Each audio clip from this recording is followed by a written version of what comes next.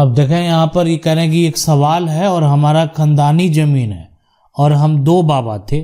खतियान में दोनों बाबा का नाम है, पर दूसरे बाबा के वंशज 21-22 में जो है यहाँ पर जो भी बंटवारा करवा लिया फर्जी तरीके से अंचल से, और हम लोगों को रोड के बजाय हम लोगों को रोड के अंदर का जमीन दे दिया गया।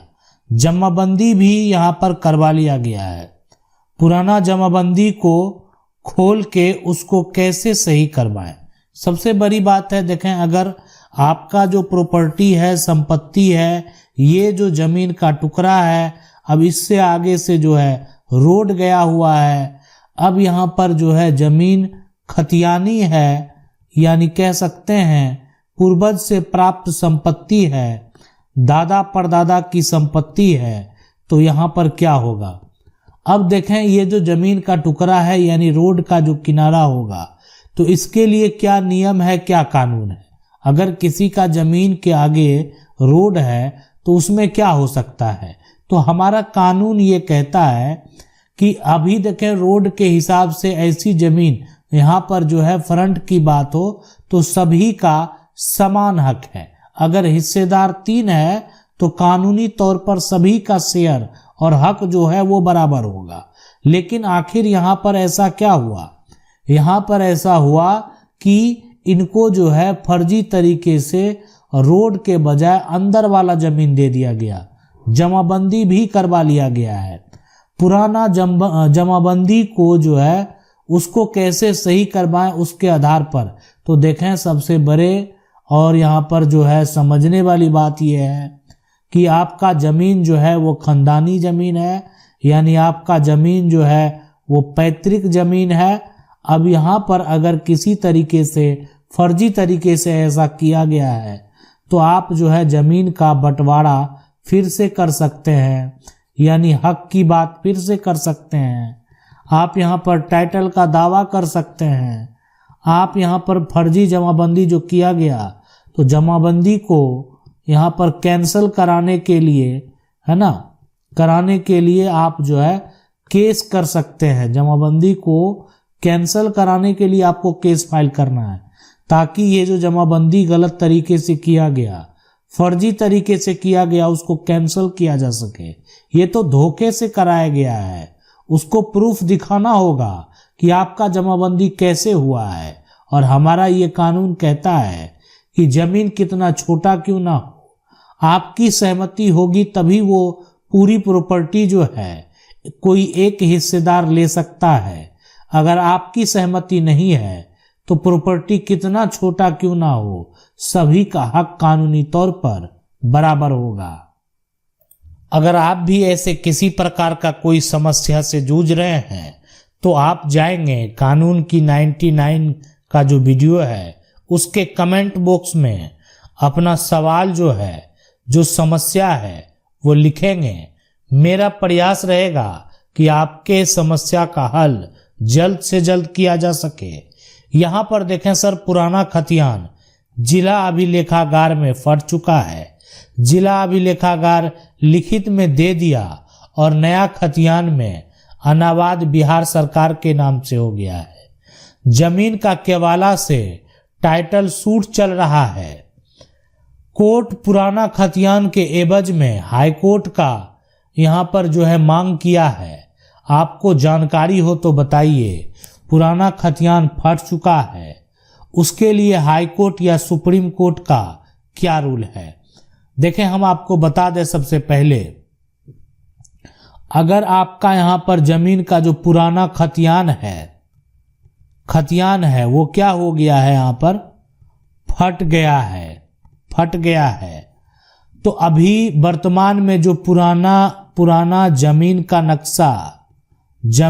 नक्शा अब तो यहाँ आपके जो वकील हैं उनको हो सकता है इनके बिना साबित करना पड़े। पुराना जमीन का नक्शा, साथ में पुराना एक तरह से जमीन का रसीद जो आपके पास है वो हो गया। उसके बाद कुछ ऐसे गवाह जो कि एक तरह से उस समय का दौर देखे हो, आपके पूर्वज को जानते हो, गवाह की जरूरत होगी। इन सभी के आधार पर आपका एक तरह से दावा किया जाएगा। वर्तमान में ये स्थिति भी देखी जाएगी कि अनाबाद बिहार सरकार हो गया है, तो यहाँ पर बिहार सरकार से रिपोर्ट मांगा जाएगा, वजह मांगा जाएगा। आपके नाम अगर ये जमीन हुआ है, कैसे हुआ है, आप ये जमीन किस आधार पर प्राप्त किए हैं, उनको भी रिपोर्ट देना होगा। अब रही बात, कोर्ट में ये भी बताना होगा कि इस व्यक्ति का जो जमीन का दावा बिहार सरकार के ऊपर किया है, उसका खतियान बिहार सरकार के खजाने से फट चुका है। यानी ये भी तो बताना होगा। स्पष्ट जाहिर होता है, यानी कोर्ट को भी समझ में आ जाएगा। आपके केस में हर बात स्पष्ट है। आप तो दे रहे हैं पुराना जमीन का नक्शा, गवाह, पुराना कुछ घर में रसीद अगर मौजूद होगा, हो सकता है, नहीं तो जाकर जो आपका पहले एक तरह से राजस्व कार्यालय होगा, वहाँ पुराना रजिस्टर अगर मौजूद होगा, यानी आप अपने अंचल से उसका एक इन्फॉर्मेशन निकाल लेंगे, ताकि उस इन्फॉर्मेशन के अनुसार आप जो है अपना एक तरह से दावा पेश कर सकें। और बिहार सरकार से भी ये वजह जो है मांगा जाएगा, कैसे हुआ आपके नाम जमीन, और ये जो व्यक्ति है जो दावा कर रहा है, उसका पुराना खतियान आपके पास है या नहीं है। अगर वो फट गया है तो इसका मतलब है त्रुटि हुई है। और ऐसे सिर्फ कोई एक मामला नहीं है, बहुत सारा ऐसा मामला आपको देखने को मिलेगा कि किसी का निजी जमीन वर्तमान में सरकार के नाम से हो गया है। अब यहाँ पर समस्या है, सर अगस्त 1974 में पुराना खेसरा नंबर डालकर 14 धूर जमीन रजिस्ट्री करवाया। फरवरी 1975 में मेरे पिता 42 धूर यानी 42 धूर में से 28 धूर जमीन नया नक्शा के अनुसार रजिस्ट्री कराया। नया नक्शा भी 28 धूर का ही बना। बाद में पता चला कि इस जमीन का कोई अन्य आदमी ऑफिस से मिलकर अपने नाम नया खतियान बनवा लिया। जब 1974 का यहाँ पर जो केवालेदार जमीन पर पहुंचे तो उसे अन्य आदमी जो है डरा धमका कर भगा दिया। उस पर दबाव बनाकर अपने नाम से इकरारनामा जो है लिखवा लिया। तो फरवरी 1975 के केवालदार का केवाला यहाँ पर वैलिड टाइटल सूट में होगा या नहीं होगा, ये आप बताएं। यहाँ पर देखें, कानूनी तौर पर जिसके पास जमीन का यहाँ पर केवाला होगा, वही जमीन का मालिक होगा, उसी के पास जमीन का टाइटल होगा। अब आप कहेंगे इकरारनामा का मतलब क्या हुआ?